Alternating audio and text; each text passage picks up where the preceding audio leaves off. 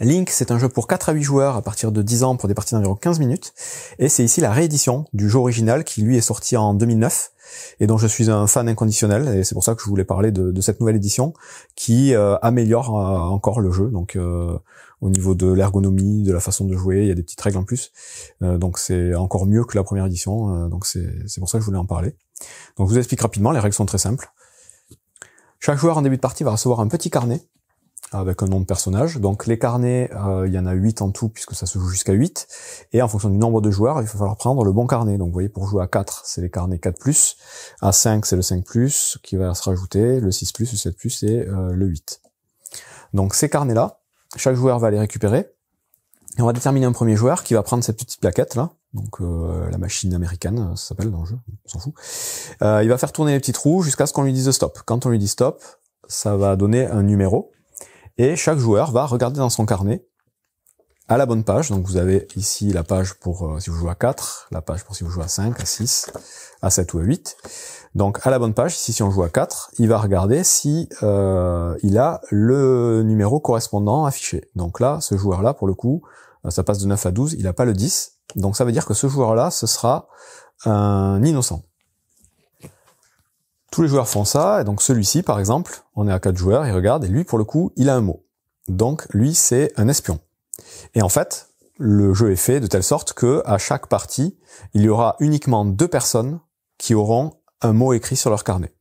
Donc là, pour le coup, c'est ce joueur, et ça va être celui-là, a priori, si je dis pas de bêtises, voilà, 10. Et évidemment, ils ont un mot en commun, donc panda aussi. Et celui-là, il va rien avoir au numéro 10. Ça passe de 9 à 11. Donc, les 2 joueurs espions, il y aura toujours 2 espions. Leur but, ça va être de se retrouver l'un l'autre. Donc évidemment, c'est un jeu à communication limitée, on ne doit pas se parler, on ne doit pas se dire ce qu'on est, c'est le but du jeu, c'est ça, c'est de découvrir. Donc les 2 espions doivent se retrouver, et les 2 innocents doivent identifier les 2 espions. Donc ça, c'est le but du jeu. Pour faire ça, donc en commençant par le premier joueur, celui qui a fait tourner les numéros, on va retourner sa petite plaquette ici, et vous voyez que vous avez des emplacements pour écrire. Vous avez un petit crayon Velleda, donc on peut écrire dessus. Et vous allez, dans ce sens c'est mieux, écrire un premier mot. Le premier joueur va écrire un premier mot. Donc si c'est un espion, le premier joueur, il va essayer d'écrire un mot en rapport avec le mot qu'il doit faire deviner à son coéquipier espion pour qu'il puisse l'identifier. Le but, je vous dis, c'est de se retrouver entre espions. Mais il va pas falloir utiliser un mot trop évident pour pas que les innocents arrivent à comprendre le mot que les espions veulent se faire passer. Donc là, panda, on pourrait écrire tout simplement, alors si c'est un espion, on va dire lui, il pourrait écrire le mot nature, par exemple. C'est très vague, ça reste bien flou. Et ensuite, il passe le crayon à son voisin de gauche. Donc admettons ici, là c'est un innocent, il a entendu le mot nature, lui son but c'est d'essayer de brouiller les pistes et de trouver le thème, le mot des espions. Donc il va essayer de rester dans le thème, il va peut-être dire animal, par exemple. On continue comme ça, on passe le stylo, on écrit chacun un premier mot. Les mots qu'on doit écrire, ça doit être uniquement des mots uniques ou éventuellement des mots avec des tirets. Et ça peut être des noms propres, mais on peut pas écrire plusieurs mots, c'est vraiment un seul mot. Ça c'est la règle, voilà, la seule petite contrainte qu'on va avoir. Une fois que chacun a écrit son premier mot, donc les mots sont visibles de tous, on met les petits carnets comme ça, on refait un deuxième tour, en commençant toujours par le premier joueur, où on va écrire un second mot. Et une fois que chaque joueur a écrit les 2 mots, on doit réfléchir un peu, donc pareil, on doit toujours pas communiquer, on doit toujours pas se parler. Et une fois qu'on pense avoir identifié les espions, donc si les espions pensent savoir avec qui ils sont, et si les innocents pensent savoir qui sont les espions, on lève les 2 bras, on fait un petit compte à rebours une fois que tout le monde est prêt, que tout le monde a les bras en l'air, et on doit pointer les espions. C'est-à-dire que les espions doivent se pointer soi-même et la personne avec qui ils pensent être, et les innocents doivent pointer les 2 espions.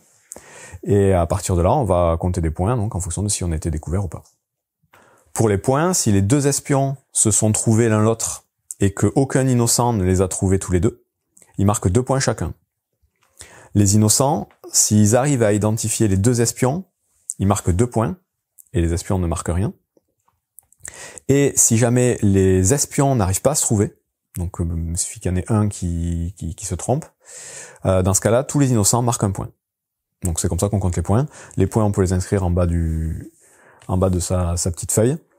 Et on a fini une première manche.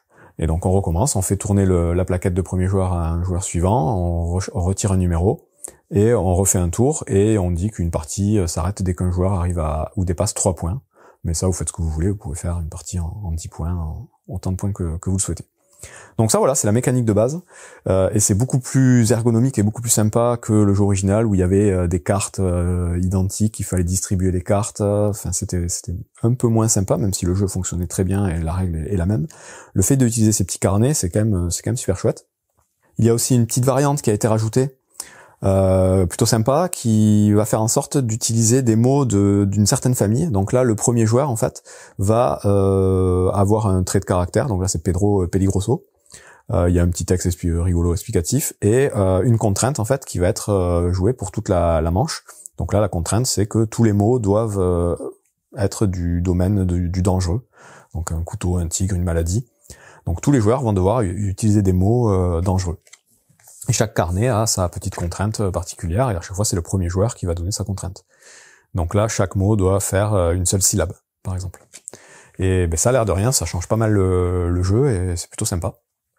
Une autre petite différence intéressante par rapport au jeu original, c'est que quand on va jouer à 7 ou à 8, donc il y aura toujours que 2 espions parmi les 7 ou 8 joueurs, donc ça va être plus compliqué de les identifier, et du coup ils ont mis en place un système d'indices, qui va donner à chaque joueur un indice sur quel joueur n'est pas un espion. C'est-à-dire qu'à chaque fois, vous allez regarder le numéro qui a été tiré, et on va vous dire, par exemple, si vous tirez le 42, on va vous dire, ce joueur-là saura que le joueur qui joue Jack n'est pas un espion. Et ça va aider un petit peu à rendre le jeu un peu plus équilibré quand on joue à très nombreux. Voilà, c'est tout pour Link édition 2024. Bon, ça méritait pas nécessairement une vidéo règle parce que c'est quand même très simple.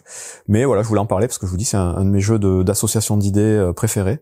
Et je trouve que voilà, la nouvelle édition, super idée quoi. Ils ont vraiment réussi à améliorer le jeu original. Donc ça en fait pour moi un incontournable dans le genre. Donc je vous le conseille. Bon jeu à vous.